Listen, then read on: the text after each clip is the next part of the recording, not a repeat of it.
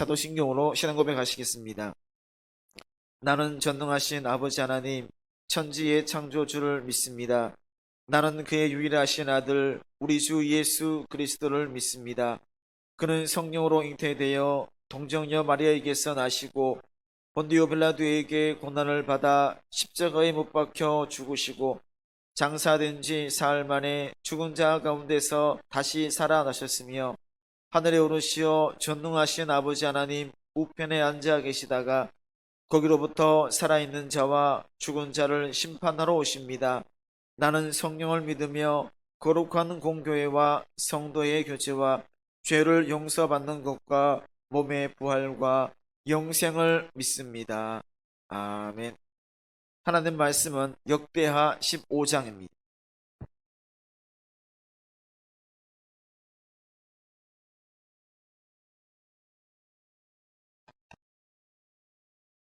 역대하 15장 1절부터 19절까지 말씀 한 절씩 교독하시겠습니다. 하나님의 영이 오데스의 아들 아사랴에게 임하심에 그가 나가서 아사를 맞아 이르되 아사와 및 유다와 베냐민의 무리들아 내 말을 들으라. 너희가 여호와와 함께하면 여호와께서 너희와 함께 하실지라. 너희가 만일 그를 찾으면 그가 너희와 만나게 되시려니와 너희가 만일 그를 버리면 그도 너희를 버리시리라. 이스라엘에는 참신이 없고 가르치는 제사장도 없고 율법도 없은 지가 오래되었으나 그들이 그 환난 때에 이스라엘 하나님 여호와께로 돌아가서 찾음에 그가 그들과 만나게 되셨나니 그때에 온 땅의 모든 주민이 크게 요란하여 사람의 출입이 평안하지 못하며 이 나라와 저 나라가 서로 치고 이 성읍이 저 성읍과 합도한 그러하여 피차 상한 바 되었나니 이는 하나님이 여러 가지 고난으로 요란하게 하셨습니다. 그런즉 너희는 강하게 하라. 너희의 손이 약하지 않게 하라. 너희 행위에는 상급이 있음이라 하니라. 아사가 이 말 곧 선지자 오뎃의 예언을 듣고 마음을 강하게 하여 가증한 물건들을 유다와 베냐민 온 땅에서 없애고 또 에브라임 산지에서 빼앗은 성읍들에서도 없애고 또 여호와의 낭실 앞에 있는 여호와의 제단을 재건하고 또 유다와 베냐민의 무리를 모으고 에브라임과 므낫세와 시므온 가운데에서 나와서 저희 중에 머물러 사는 자들을 모았으니 이는 이스라엘 사람들이 아사의 하나님 여호와께로 그와 함께 하심을 보고 아사에게로 돌아오는 자가 많았음이더라. 아사왕 제15년 셋째 달에 그들이 예루살렘에 모이고 그날에 노력하여 온 물건 중에서 소 700마리와 양 7,000마리로 여호와께 제사를 지내고 또 마음을 다하고 목숨을 다하여 조상들의 하나님 여호와를 찾기로 언약하고 이스라엘 하나님 여호와를 찾지 아니하는 자는 대소 남녀를 막론하고 죽이는 것이 마땅하다 하고 무리가 큰 소리로 외치며 피리와 나팔을 불어 여호와께 맹세하며 온 유다가 이 맹세를 기뻐한지라. 무리가 마음을 다하여 맹세하고 뜻을 다하여 여호와를 찾았으므로 여호와께서도 그들을 만나 주시고 그들의 사방에 평안을 주셨더라. 아사 왕의 어머니 마아가가 아세라의 가증한 목상을 만들었으므로 아사가 그의 태우의 자리를 폐하고 그의 우상을 찢고 기드론 시냇가에서 불살랐으니 산당은 이스라엘 중에서 제하지 아니하였으나 아사의 마음이 일평생 온전하였더라. 그가 또 그의 아버지가 구별한 물건과 자기가 구별한 물건 곧 은과 금과 그릇들을 하나님의 전에 드렸더니 이때부터 아사왕 제35년까지 다시는 전쟁이 없으니라. 아멘.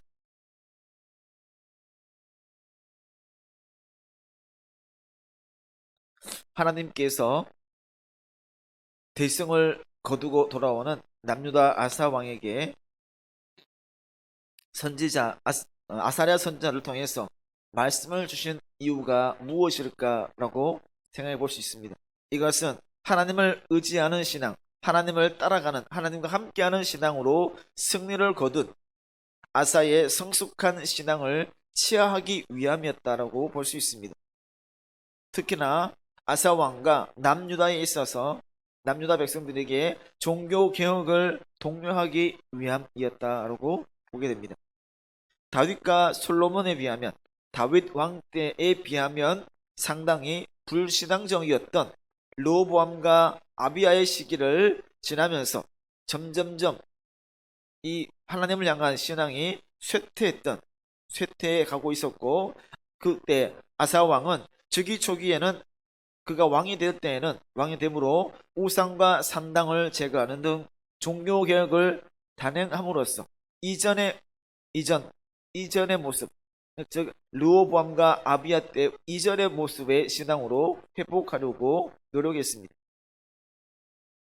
하지만 이 아사 왕의 개혁은 오랜 기간 동안 우상 숭배와 또 우상 숭배 풍조에 빠져 있던 백성들의 반발로 인해서 완벽하게 그 종교 개혁이 수행되지는 못하였다라는 것입니다. 그래서 처음에는 정말 어떤 왕이 됨으로써 신앙 회복을 위해서 나갔지만 끝까지 나가지 못하고 이전에 폐지했던 그런 초반기에 폐지했던 산동과 우상들도 다시 생겨났습니다. 이때는 참된 신도 없고 가르치는 제사장도 없고 율법도 없었다고 해도 과언이 아닐 만큼의 어떤 그런 시기였습니다. 여러 명의 사사들이 나타나 구원하고 하나님께로 인도했지만 그들의 악한 모습은 반복되어서 나중에 사무엘 선지자가 나타나기 전까지는 계속되었다라고 볼 수가 있는 것입니다.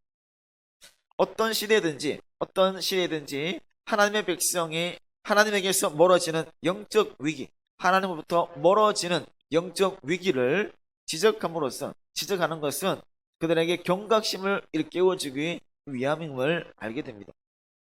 사사시대에 나타나는 패턴, 사사시대에 어떤 이루어지는 패턴을 보게 되면 이스라엘 백성들이 즉 평안할 때, 나의 삶이 나라라든지 전체가 평안할 때는 하나님을 버리고 좀 더 쉬운 것, 하나님의 뜻을 따라가기보다는 악한 일을 행함으로 인해서 그러니까 좀 악한 일을 행함으로 신앙이 떨어지게 되고, 이에 대한 하나님의 심판으로 환난을 주시고, 거기에 당하고 나면 환난을 통해서 고통을 당하면 다시 하나님께로 돌아가는, 그리고 하나님께로 향해서 나아가는 모습이 사사시대에 이루어지는 패턴이었습니다.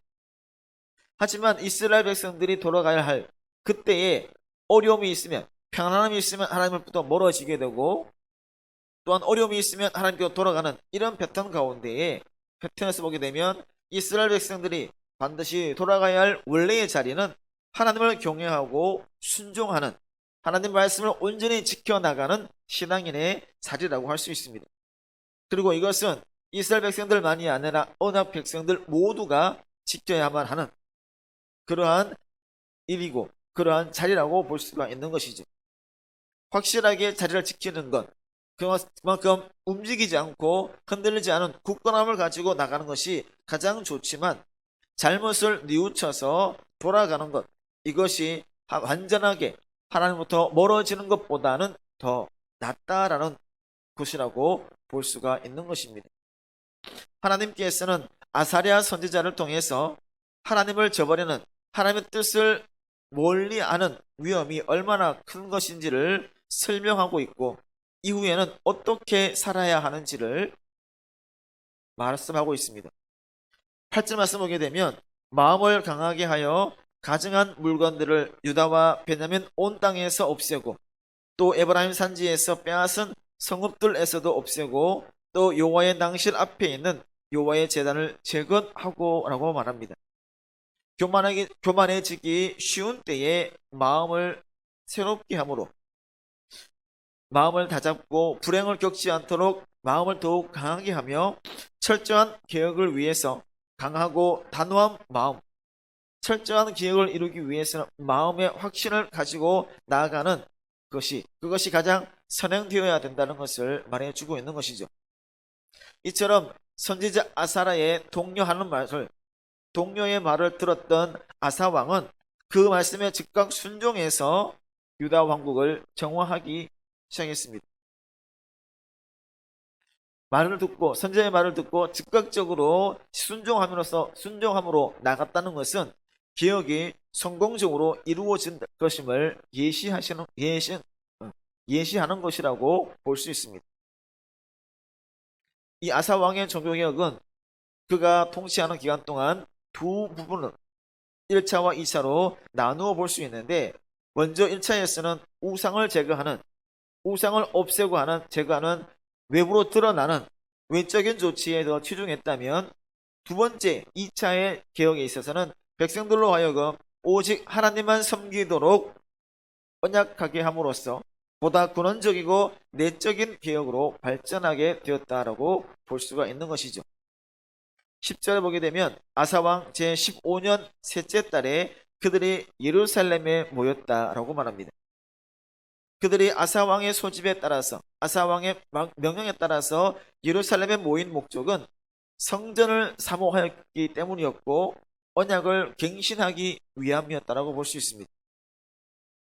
이후에 예루살렘에서 대규모 제사를 드리고 언약을 갱신한 사실이 예루살렘에 모인 목적이 바로 종교적인 목적이었다.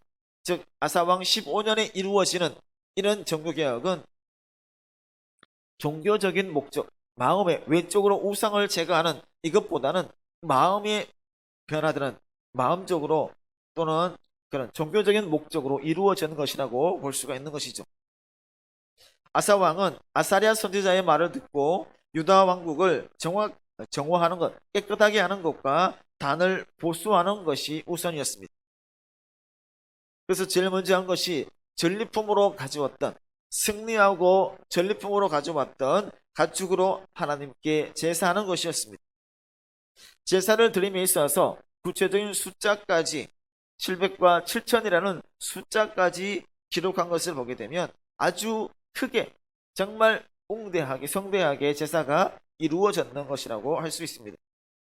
그리고 제사한 사람들, 하나님께 예배했던 자들의 온전한 헌신도 알 수 있는 것이라고 할 수 있습니다. 12절에 마음을 다하고 목숨을 다하여 라고 한 것은 하나님을 섬기는 데 있어서, 하나님께 예배하는 데 있어서 가지는 마음가짐을 나타내는 것입니다. 이러한 태도는 과거 모세가 광야에서 이스라엘 백성들에게 명령했던 그 이전 광야 생활에서 모세가 명령했던 하나님을 향한 사랑의 태도, 하나님을 향한 태도라고 할 수가 있는 것이죠. 마음을 다하고 목숨을 다한다는 것, 이것은 하나님을 찾지 않는 배척감을 보이면, 하나님을 찾아가지 않게 되면 죽여야 한다라고 말하기도 합니다. 그만큼 내 외부적인 종교개혁의 중요성을 제시하는 것이라고 볼 수 있습니다. 15절에 온 유다가 이 맹세를 기뻐한지라 무리가 마음을 다하여 맹세하고 뜻을 다하여 여호와를 찾았으므로 여호와께서도 그들을 만나 주시고 그들의 사방에 평안을 주셨다라고 기록합니다. 이것을 하나님 마음에 합하게 되면, 하나님 마음에 꼭 들게 되면 하나님의 놀라운 은혜가 임하게 될 것임을 말해주는 것입니다. 개인의 욕심에 따른 것이 아니라, 내가 잘되고 내가 뭔가를 가지고 내가 취하기 위한 것이 아니라 하나님의 영광을 더 드러내는 것, 하나님의 뜻을 이루어 나가는 것, 하나님을 높여 찬양하는 것이 하나님의 자녀된 우리들의 모습임을 알 수가 있는 것이죠. 종교개혁이라는 것은, 무언가를 개혁한다는 것은 한순간 한 번만으로 끝나는 것이 아니라 지속적으로 이루어져야 하는 것입니다. 한 번 무언가를 제거하고 한 번 무언가를 정화시켰다고 끝나는 것이 아니라 지속적으로 이루어져야 되는 것. 그것이죠. 한 번만에 만족했다, 한 번 잘해서 만족했다라고 만족함으로 내가 더 정결한 마음, 하나님 마음에 합한 그런 마음으로 나가는데 소원했다면, 거듭된 종교개혁을 통해서 매 순간 갱신하고 매 순간 더 나아지는 모습을 통해서 더 철저한 자기의 철저한 갱신, 자기가 정말 변화되는 모습을 촉구하고 있습니다. 특히나 아사왕이 어머니의 그런 광후의 폐위를 아직 폐기했다는 것을 보는 것, 정말 우상을 숭배하는 그 어머니의 황후의 어떤 직위를 폐위까지 했다는 것을 볼 때 아사 왕의 종교 개혁이 얼마나 철저했는지를 알 수가 있는 것이죠. 17절에 산당은 이스라엘 중에서 제하지 아니하였으나 아사의 마음이 일평생 온전하였다라고 말합니다. 이것은 아사 왕에게는 첫 번째와 두 번째에 있는 종교 개혁이 있었지만 외적인 모습에 마음이 흔들리지 않는 굳건함이 있고 부족함이 전혀 없는 온전한 상태였다. 정말 마음에 오직 하나님을 향해서만 나아가는 그런 상태였다는 것을 보여주는 것이죠. 처음 마음 변치 않는 굳건함이 있어야 하고 오직 하나님만 바라보는 신앙의 굳건함이 우리들에게 있어야 될 줄 믿습니다. 말씀드린 것처럼 개혁이란 것은 한 번으로 끝나는 것, 한순간 끝나는 것이 아니라 지속적으로 되어져야 하다는 것입니다. 지속적으로 매 순간을 하나님께로 나가는 그런 마음의 결단력이 있어야 되죠. 눈치를 보지 않습니다. 이것을 했을 때 어떤 일이 나타나게 될까? 어떤 것이 있을까? 눈치 보지 않는 정말 하나의 목표를 향해서 한 뜻을 가지고 하나의 방향성을 가지고 지속적으로 나아가는 그런 결단력이 필요하다는 것이죠. 오직 마음과 뜻을 다해서 하나님 마음에 합한 대로 하나님께서 원하시는 그대로 나아가는 모습이 우리 모두에게도 필요하다는 것이죠.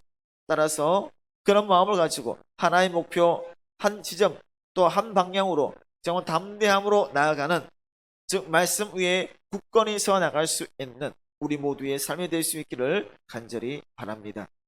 기도하겠습니다.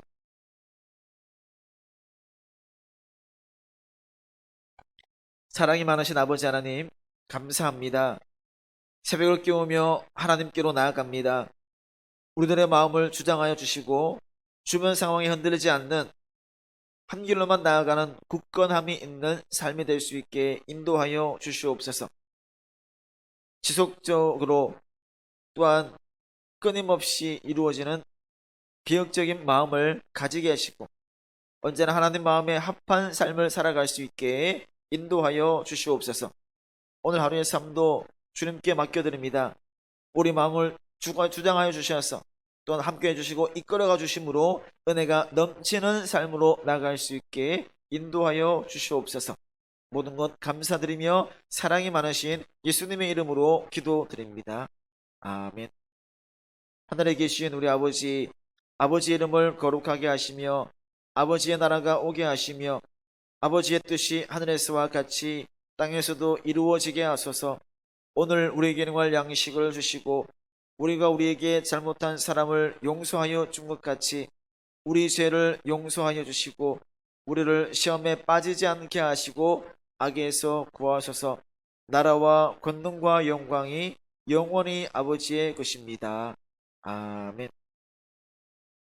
우리가 말씀을 생각하시면서 하나님 마음에 합한 대로 하나님께서 이끄시는 대로 또한 순종함으로 나가는 그런 마음을 통해서 하나님의 기뻐 받으시는 정말 참된 그리스도인의 삶을 살아갈 수 있는 우리 모두가 되게 달라고 기도하시며, 또 코로나19 시대를 지나고 있습니다.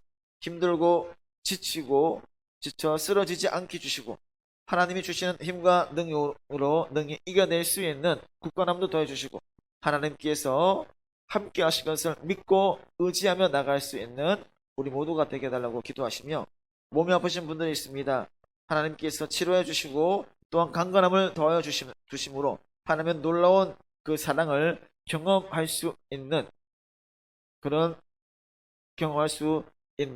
우리 모두가 되기를 바라며, 또한 특별히 군에 간 청년들이 있습니다. 그들이 그곳에서 혼자가 아니라 하나님의 도우심이 있고 그들을 위해서 우리가 기도할 때에 우리가 기도가 하나님께 상달되어서 늘 통해 주시는 도우심이 있음을 알아갈 수 있는 마음을 달라고 이 기도 제목 가지고 함께 기도하겠습니다. 자비로우신 아버지 하나님, 은혜를 감사합니다. 새벽을 깨우며 하나님과 만남을 통해서 하루를 시작해 나갑니다. 아버지 하나님, 하나님 마음에 합한 대로 하나님의 뜻을 이루어 나가는, 하나님과 함께하는 모습으로 나아가는 우리 모두가 될 수 있게 인도하여 주시옵소서. 아버지 하나님, 한순간의 삶으로 끝나지 않게 해주시고 매 순간 지속적인 끝까지 한 길, 한 마음, 한 뜻으로 나아갈 수 있는, 하나님 향해서만 나아가는 우리 모두의 삶이 될 수 있게 인도하여 주시옵소서. 옆을 바라보며 뒤를 바라보며 멈추어 서는 것이 아니라 오직 앞을 향해서만 나아가는, 하나님을 향해서만, 하나님을 바라보고 나아가는 삶이 될 수 있게 인도하여 주시옵소서. 코로나19 시대가 1년이 넘도록 지속되고 있습니다. 어렵고 힘든 시기입니다. 하지만 이때일수록 넘어지지 않게 해주시고 굳건한 마음을 더해 주시고 오직 하나님께서 함께 하실 것, 하나님께서 이루실 것, 하나님께서 이겨내시는 내는 힘을 더해 줄 것을 믿고 나아갈 수 있는 우리 모두가 되게 하여 주시옵소서. 아버지 하나님, 하나님만 바라봅니다. 하나님만 의지합니다. 하나님의 뜻하심만 이루어갈 수 있는 우리 모두의 삶이 될 수 있게 인도하여 주시옵소서. 연약한 분들의 마음과 연약한 분들의 마음, 몸을 회복시켜 주셔서 건강하게 회복되어서 함께 예배할 수 있는, 함께 하나님을 찬양할 수 있는 은혜를 더하여 주시옵소서. 하나님은 놀라운 은혜가 있기를 원합니다. 하나님 함께 주시는 그런 은혜가 있기를 원하오니 그 주님 우리들과 함께 주시고 우리 마음속에 임하여 주시는 놀라운 은혜가 있게 하여 주시옵소서.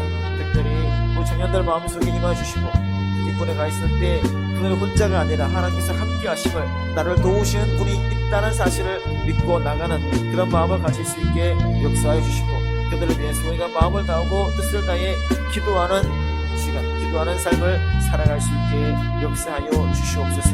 주님께 모든 것을 맡깁니다. 주의 뜻만을 구할 때에 하나님 함께 해주시고 은혜를 더하여